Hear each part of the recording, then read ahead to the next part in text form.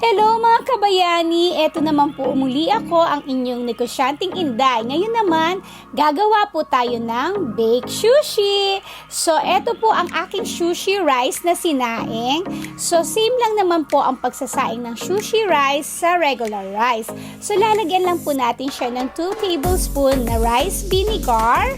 Ayan po, mas masarap po kung rice vinegar po yung ilalagay natin. So, maglalagay din po ako ng 2 tablespoon na white sugar. Ayan. And, lalagyan din po natin siya ng mga 1 teaspoon ng salt. Ayan. Tansyahin nyo lang po. And then, mix lang din po natin yan. Ayan. So, yan din po yung ginagamit para sa sushi. Ganyan din po yung mixture ng rice ng sushi po para sa sushi, kaya nga sushi rice. Ayan, so set aside po natin yan at gagawa naman tayo ng ating pan-toppings or yung mixture naman natin para sa baked sushi. So meron tayo dyang mango, carrots, and itong kernel corn in can, and then meron din tayong imitation na crab meat. So ayan, so yan, gagadgadin lang natin yung carrots. So yan, tinalupan ko muna yung carrots. Ayan guys, alam mo itong baked sushi na to, ito yung isa sa best seller ko.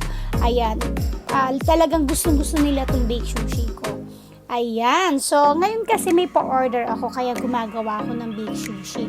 Ayan, so yan, ginadgad ko lang yung carrots and then yung kernel corn in can. Kasi syempre, mas madali, wala naman kasi ditong corn talaga na ano eh. So yan, nilagyan ko lang ng 3 tablespoon. At mas masarap kasi mas maraming corn kasi maninis-tamis siya. And then, of course, meron tayong mango. Ayan. So, slice lang natin ng mango. Kasi, alam mo yung naglalaban dyan yung sweet, tapos medyo creamy, tapos yung alat. Ayan. Kaya, ang ganda ng combination ng mixture ng ating baked sushi. So, yan.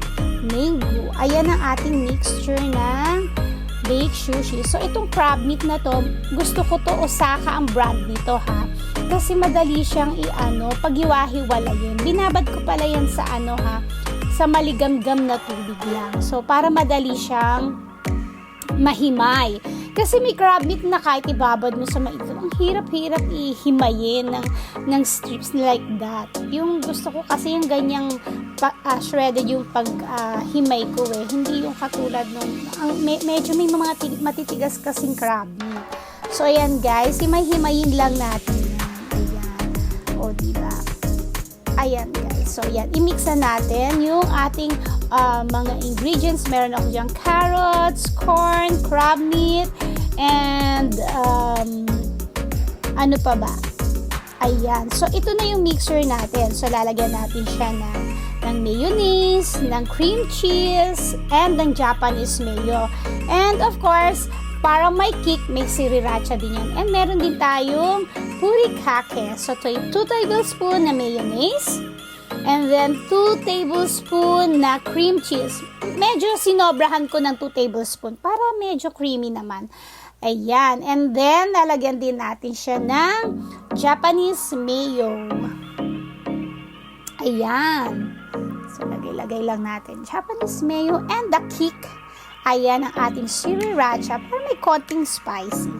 And then, mix na natin siya. Ayan, mix na natin ang ating panglagay, pang-bake sushi natin, pang-toppings. Ayan, para siyang ito yung maki, kani. Ayan, so dagdagan na natin furikake. Ito ang timpla ng kani salad. Wala lang cucumber. Pero, ito ang mixture niya. So, kailangan din natin, of course, ng nori sheet. So, ikakat natin siya into 4. Cut natin siya into 4 kasi dyan natin ilalagay ang ating baked sushi. Yan yung pinaka-base natin. Ayan. Kasi itong baked sushi na to, ito yung style na nakapatong na siya sa nori sheet. Hindi na siya kailangan yung 'di ba may nabibili tayong seaweeds na sheet. Ayun, meron kasing ibang style ng ng baked sushi na nakalagay sa sa Tupperware kasi hindi naman Tupperware yon, yung mga microwave na na lalagyanan. Then meron kang nori sheet. So pinagsama ko na siya. So yan, meron ako ditong pan ng cupcake pan. So yan yung hulmahan ko ng baked sushi ko. Ayan.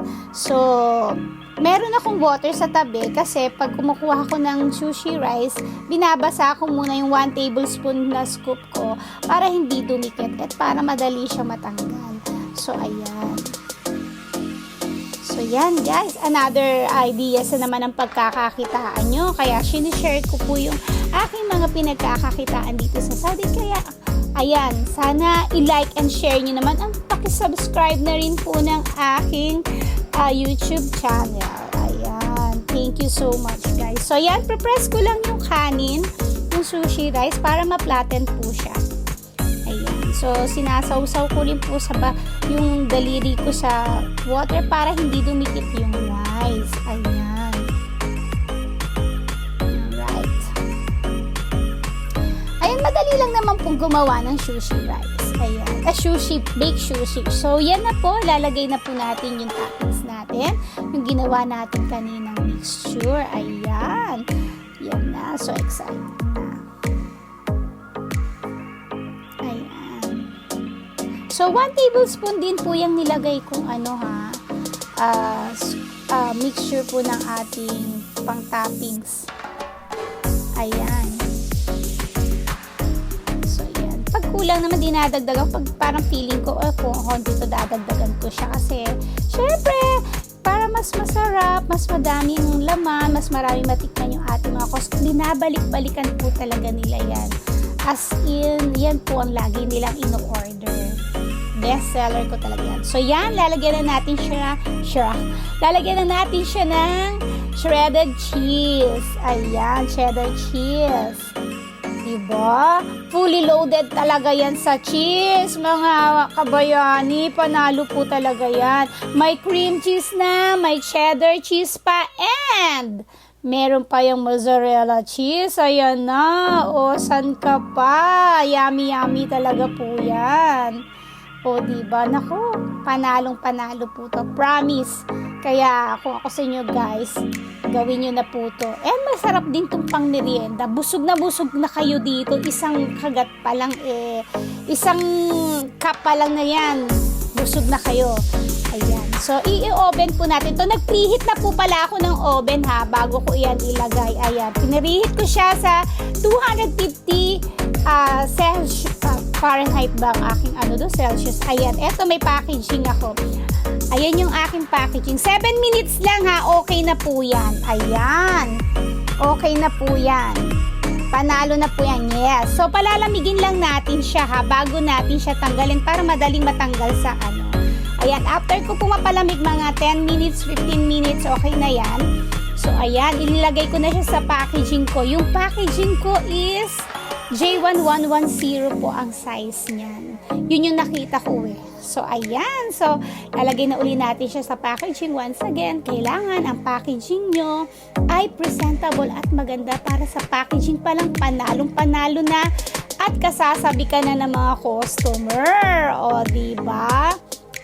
Ayan, 6 pieces in a 1 tab po ako. Ayan, 6 pieces po ang nilalagay ko para syempre sulit na sulit. Talagang busog na busog ang bibili niyan. So, yung costing naman natin, sabi ko nga, depende sa costing nyo dito at dyan, iba-iba tayo ng presyo. Ayan, kaya kayo na po ang bahalang mag-costing. Ayan, hindi ko po kasi masasabi. Pero dito, ayan, 6 pieces po binibenta ko yan for 15 SR. Ayan, o diba, panalo yan. Yummy, yummy. So, yan mga guys, ang aking baked sushi. So, ayan, takloban na natin. Yan. O, diba? para sa ready na yan, guys. Diba? So yummy. Kung sa inyo, try nyo na yan. So lagyan natin ng sticker. Ayan na yung sticker kung thank you para naman sa mga customer natin na na-appreciate din natin sila. So guys, thank you for watching. Please like, subscribe, and paki-share na rin. Maraming salamat!